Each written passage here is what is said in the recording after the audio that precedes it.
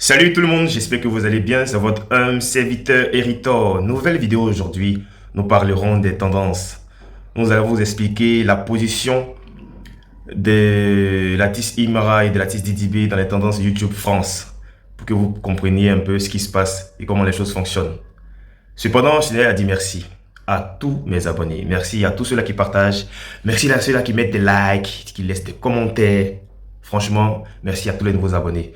Car grâce à vous, grâce à vos partages et à vos likes et vos commentaires, nous avons récolté plus de 1000 nouveaux abonnés en seulement 3 petits jours. Ça, c'est à féliciter.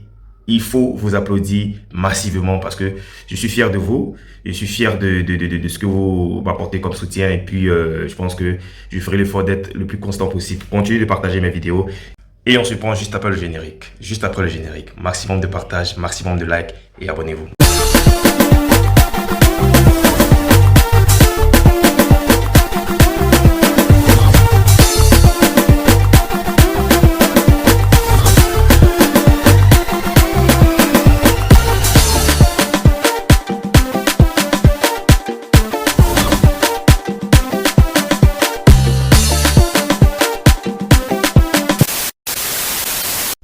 Bon retour, chers abonnés.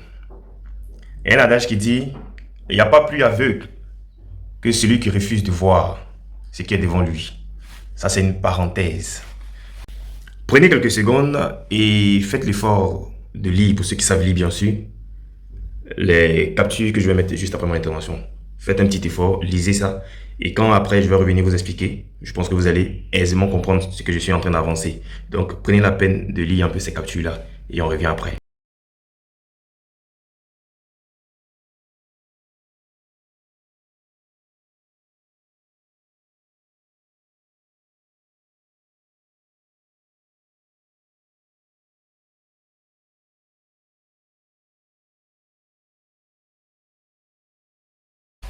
Me concernant, j'ai fini avec le sujet des vues. Voilà, libre à toi ou à vous de croire ou ne pas croire tous les arguments que j'ai pu avancer.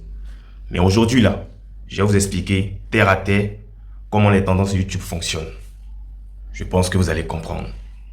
Voilà. Et dans cette vidéo là, je vais vous expliquer les différentes positions de Imra et de Didibé dans les tendances YouTube. J'espère qu'on se comprend. Prenez la peine de bien écouter ce que je vais dire dans cette vidéo-là. Prenez la peine de bien écouter ce que je vais dire dans cette vidéo-là. C'est bon, on peut parler maintenant. Voilà, avant de parler, je vous invite à liker la vidéo. Si ma tête vous plaît, à la partager dans tous les groupes dans lesquels vous êtes pour propager l'information. Et puis, donnez surtout vos avis en commentaire. Bon, vous venez de lire un peu ce que YouTube dit concernant les tendances YouTube. J'ai fait un bref résumé, j'ai pris les points essentiels que je vous ai partagés en capture. Voilà ce qu'il faut qu'on comprenne avec les tendances YouTube. Les tendances YouTube ne sont pas fonction du nombre de vues. Les tendances YouTube ne sont pas fonction du nombre de vues. En d'autres termes, c'est-à-dire, c'est pas parce que j'ai fait 1 milliard de vues tout de suite que je vais forcément, on va dire, figurer dans les tendances YouTube. Non. Parce que pour rentrer dans les tendances YouTube, il faut respecter certains critères. C'est pas moi qui le dis, c'est la plateforme YouTube qui le dit. Et c'est pas parce que tu as fait 1 milliard de vues que tu seras forcément classé premier dans les tendances YouTube. Vous avez bien compris? Ça, c'est la première partie. Comme je le disais tantôt, pour être en tendance YouTube, il faut respecter certains critères. D'abord, refléter ce qui se passe sur la plateforme YouTube, c'est-à-dire être conforme, être en règle. Ne pas tricher sur ses vues pour figurer en tendance YouTube. Bien que je sais, en parenthèse, qu'on peut continuer cela, mais je parle de ce que la plateforme dit. Donc, pour être en tendance YouTube, là, il faut respecter tout ça. Pour être en tendance YouTube, là, les sponsorisations de comptes ou bien de clips ne sont pas pris en compte. Les achats de vues ne sont pas pris en compte. Robotiser les vues avec des clics, on va dire robotisés.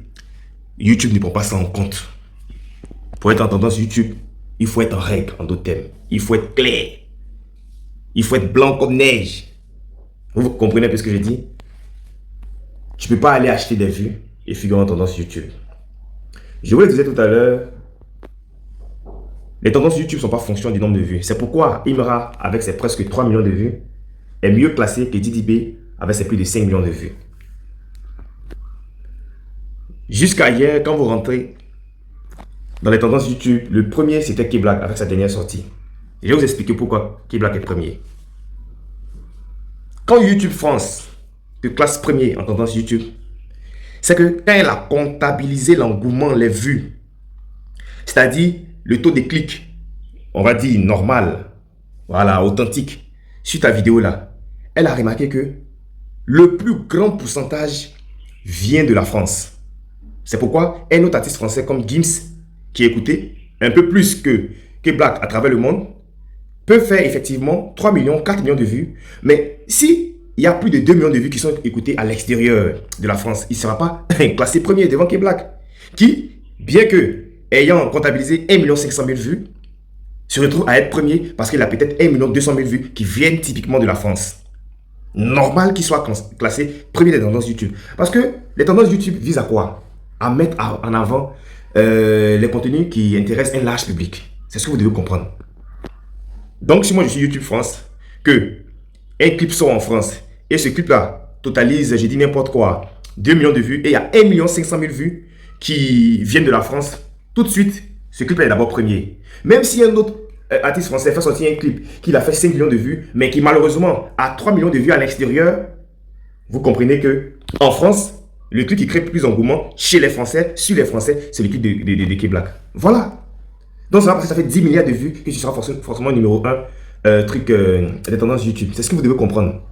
Donc, avancez l'argument de pourquoi DDB a plus de 5 millions de vues et puis il est mal classé en tendance devant Imra qui a près de 3 millions de vues. C'est ce que je viens d'expliquer là. C'est aussi simple comme bonjour. Ce n'est pas la magie. Ce n'est pas du tout la magie. C'est aussi simple que ça. Si tu as acheté des vues, tu ne figureras pas en tendance YouTube. Si tu as automatisé des clics, c'est-à-dire si tu as robotisé tes vues, c'est-à-dire c'est des robots qui te donnent des vues, tu ne peux pas figurer en tendance YouTube. Parce que YouTube, la plateforme YouTube là, c'est un algorithme qui prend le temps d'analyser, de faire un filtre. C'est pourquoi parmi ces millions de vidéos là, on classe seulement 30 vidéos. Vous comprenez ce que je veux dire, non? Ça veut dire parmi tous ces millions de vidéos que les utilisateurs publient chaque jour, on classe que 30 vidéos. Ou je crois 30 ou 50 vidéos.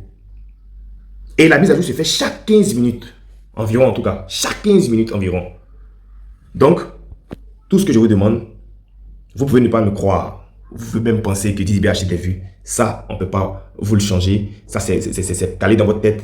Parce que vous ne comprenez pas un peu comment l'algorithme fonctionne. Et pour terminer, ça c'est un cadeau. Remarquez bien quand vous êtes sur les réseaux sociaux. Vous pouvez avoir un ami en Chine. Si cet ami-là a pour habitude de regarder des vidéos chinoises, ils vont vous suggérer ça dans votre journal, bien qu'étant un habitant vivant en Côte d'Ivoire. C'est comme ça que les choses fonctionnent. Or, ce que vous ne savez pas, jusqu'en 2024, en termes d'étudiants, la Côte d'Ivoire comptait plus de 11 000 étudiants en Inde. Or, ces 11 000 étudiants-là ont des amis indiens qui sont sur les réseaux comme eux. Donc, quand eux, ils regardent des vidéos là, on suggère ça aussi à leurs amis. Je vous mets la puce à l'oreille. Je pense que vous avez compris. Maximum de partage. Et puis, rendez-vous ce 3 mai au stade pour le premier concert grandiose de l'artiste DDB.